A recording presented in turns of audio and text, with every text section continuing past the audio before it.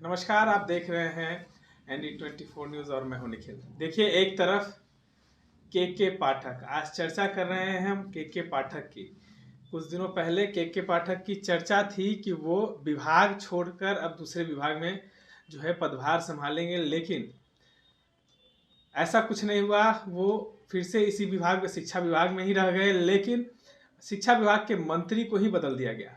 अब उन्हें गन्ना विभाग दे दिया गया है। अब इस विभाग के जो मंत्री हैं, पहले भूमि सुधार राजस्व विभाग के जो मंत्री आलोक मेहता थे, वो अब शिक्षा मंत्री रहेंगे।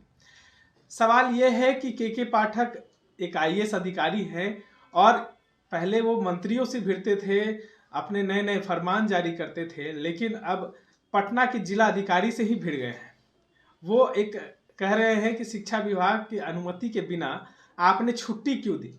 हालांकि बिहार में जिस तरीके से शीतलहर पड़ रहा है, तो DM ने एक आदेश जारी किया था और छोटे बच्चों के लिए विद्यालय को बंद कर दिया गया था।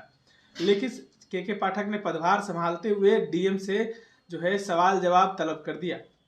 उसके बाद जो है अब बिहार में जो के पाठक कहा जाए, के पाठक पर लगातार जो है आरोप प्रत्यारोप लग रहा है। हमारे साथ पत्रकार प्रभाष चंद्रा जी हैं। इन्होंने सबसे बड़ी बात बताया कि के पाठक से सब कोई डरते हैं, लेकिन प्रभाष चंद्रा जी ने सीधा FIR ही कर दिया उनके ऊपर।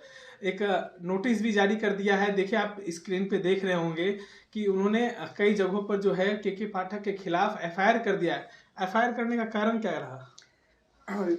एक्चुअली FIR के लिए हमने आवेदन आज दिया है जी। 22 जनवरी को पटना के जिलाधिकारी और अन्य जिलों के जिलाधिकारी का ये आदेश था कि 8वीं तक की कक्षाएं जो है शीतलहर के कारण बंद रहेगी और उससे ऊपर की जो कक्षा की क्लासेस है वो 9:30 बजे से 3:30 बजे के बीच चलेगी।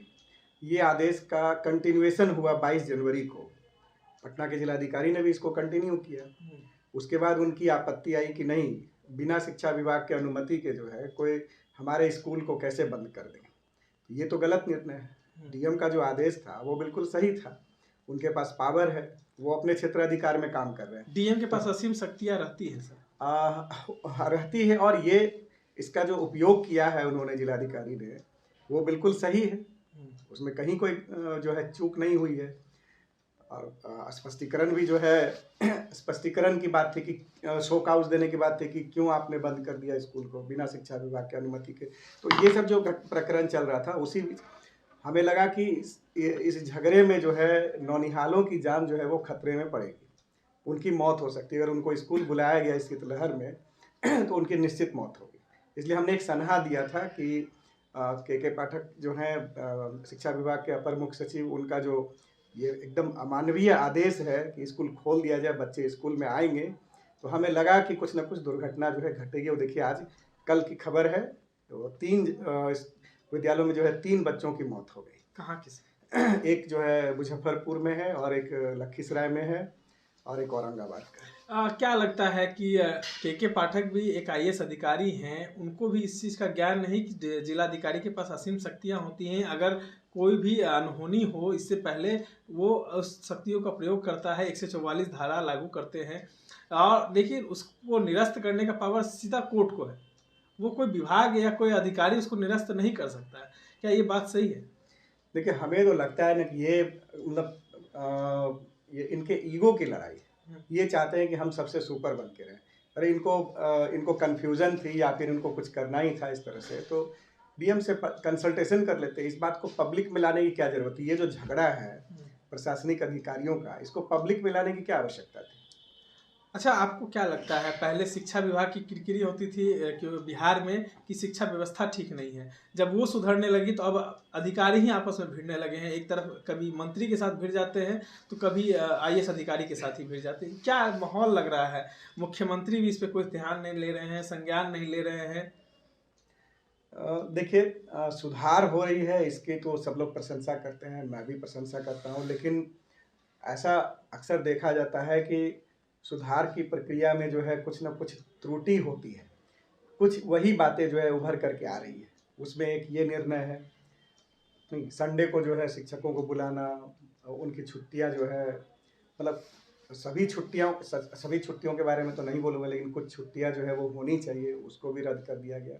तो कुछ चीज़ें हैं, कुछ निर्णय है शिक्षा विभाग का जो कि अव्यावहारिक है और अस्वीकारनीय है। बिहार में अब अराजकता की स्थिति आपको लग रही है कि नहीं आ गई है? बिल्कुल, अब बताइए यहाँ पे जो है ये तो संकट हो गया, संवैधानिक और प्रशासनिक संकट जो है वो उत्पन्न हो गया है। एक सवाल और है कि आपने गृह मंत्रालय को भी पत्र लिखा है, राष्ट्रपति को भी पत्र लिख दिया है कि बिहार में राष्ट्रपति शासन लागू हो। अब ये देखिए, राष्ट्रपति शासन की मोटी मोटी बात ये है कि संवैधानिक संकट हो, इस तरह की संकट हो तो फिर जो है इस पर विचार किया जा सकता है। तो हमने उनको अवगत कराया है कि इस तरह की परिस्थिति है। अब जो उपयुक्त निर्णय है वो आप लीजिए।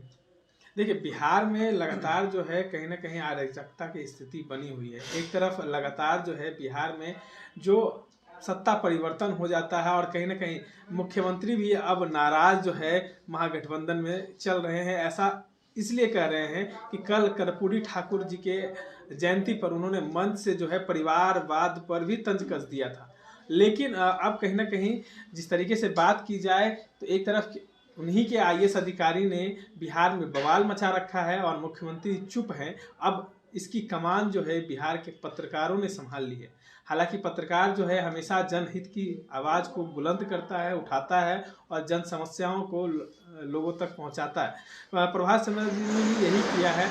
लेकिन बिहार में सबसे बड़ी बात है कि नीतीश कुमार शांत बैठे हुए हैं। लगातार कभी पहले फरमान जारी होता था 10 से 5 शिक्षकों के जाने के लिए, उस समय भी नीतीश कुमार शांत थे। जब तमाम एमएलसी उनके आवास पे गए, उनको ज्ञापन सौंपा, समझाया, तब वो कहते हैं कि नहीं अधिकारी जो हम समझाएंगे। समझाए नहीं, के पाठक अचानक छुट्टी पे चले गए। जब वो वापस आते हैं तो मंत्री हट जाते हैं। के पाठक पे कोई कार्रवाई नहीं होती। मतलब नीतीश कुमार अफसरशाही पूरी तरह से बिहार में लागू करना चाहते हैं क्या? इन सब बातों से तो यही प्रतीत होता है। उनको तो तुरंत रिएक्ट करना चाहिए ऐसे संवेदनशील मामलों में जहां किसी के जान की खतरा की बात आती है, तो उनको तो तुरंत रिएक्ट करना चाहिए। और ऐसे मुख्यमंत्री हैं वो, बहुत से अवसर पर जो है वो तुरंत रिएक्ट करते हैं इस तरह के मामलों में। लेकिन यहाँ पर चुप्पी का क्या कारण है, ये तो एक रहस्य ही है। इनको तुरंत जो है कुछ ना कुछ जो है इंटरफेयर करना चाहिए। क्या महागठबंधन को शांत करने के लिए ऐसा कर रहे हैं क्या वो? देखिए, अगर ऐसा हो भी रहा है तो ये गलत है, दुर्भाग्यपूर्ण है कि उनको शांत करने के लिए जो है यहाँ पर बच्चों की जो है बलि दी जा रही है। इन सब, कम से कम ये जो बच्चों की बात है, इन चीज़ों को सब चीज़ से अलग रखना चाहिए, लेकिन इनको घसीटना नहीं। लेकिन प्रभास जी, एक तरफ तो नीतीश कुमार डंका पीट रहे हैं कि हम तो नौकरी दे रहे हैं, विकास कर रहे हैं। के पाठक जब से इस विभाग में आए तब से हम नौकरी देना शुरू कर दिए। लेकिन बीपीएससी और शिक्षा विभाग में भी तनातनी हो गई है, कुछ दिनों पहले आप देखे होंगे। तो क्या लगता है कि ऐसे दो अधिकारी में ही अब जब तनातनी हो जाएगी तो विभाग कैसे चलेगा? लगातार जो है के पाठक कभी अतुल प्रसाद से भिड़ जाते हैं और तो कभी बिहार के जो पटना के डीएम है चंद्रशेखर, उनसे भिड़ जाते हैं। देखिए, अब लगता है कि ये सब जो विवाद है, ये जो संकट है, ये ज़्यादा दिन नहीं चलेगा। इसलिए कि बिहार के मुख्य सचिव जो हैं उनको भी पत्राचार किया गया है, उनसे भी सुझाव मांगा गया और हमें लगता है कि वो जल्द तो कोई ना कोई निर्णय लेंगे और ये समाधान, जो ये संकट जो बनी हुई है प्रशासनिक अधिकारियों के बीच, ये जल्द खत्म हो जाए। एक पॉलिटिकल सवाल आपसे ले लें। कल भरे मन से कर्पूरी ठाकुर जी की जयंती थी, भरे मन से नीतीश कुमार बोलते तो चले गए, बोले कर्पूरी ठाकुर जी के बेटा तो वो अब कभी राजनीति में नहीं घुसाए, वो तो हम थे जो इनको जो राज्यसभा तक लेके गए, अब पार्टी के सचिव महासचिव बनाए। कई लोग जो हैं वो परिवारवाद कर देते हैं। मतलब भरे मन से एक तरफ से बिहार में परिवारवाद है, लालू प्रसाद, राबड़ी देवी, फिर उनका बेटा तेजस्वी प्रसाद यादव, तेज प्रताप यादव, ये परिवारवाद में आता है। तो क्या लग रहा है कि नीतीश कुमार इशारा दे रहे हैं क्या? इसमें आप राजनीति देख सकते हैं। इसको आप इस तरीके से देख सकते हैं कि कहीं शिफ्ट करने की जो है कुछ शिफ्ट करने के कुछ संकेत, मतलब संकेत मिल गया नीतीश को। हाँ, संकेत। तेजस्वी यादव क्योंकि आपके बगल में बैठे हुए हैं, मतलब आपके साथ आपकी सरकार जो है गठबंधन की सरकार है और गठबंधन के जो अहम पार्टनर हैं, उप मुख्यमंत्री हैं बिहार के, उनके खिलाफ आप बोल रहे हैं। इसका मतलब कुछ ना कुछ बात है जो कि उभर करके आने ही वाली है और वो यही बात होगी। देखिए, तमाम बातों पर किस तरीके से इन्होंने बताया है और कहा है कि जिस तरीके से बिहार में अराजकता की स्थिति है तो पत्रकारों ने अब कमान संभाल ली। वहीं नीतीश कुमार क्या फिर से बिहार में सत्ता परिवर्तन करेंगे, तो साफ साफ कि साथ में बैठे मुख्यमंत्री पर उन्होंने तंज कसा। बिहार के जो उप मुख्यमंत्री है तेजस्वी प्रसाद यादव और उनके पिता, कहा जाए तो राजद में ही परिवारवाद चला आ रहा है और उसके बाद जो है नीतीश कुमार उनके साथ रहने के बावजूद भी उन्हीं पर तंज कस रहे थे। इस तरह के तमाम अपडेट्स के लिए बने रहे।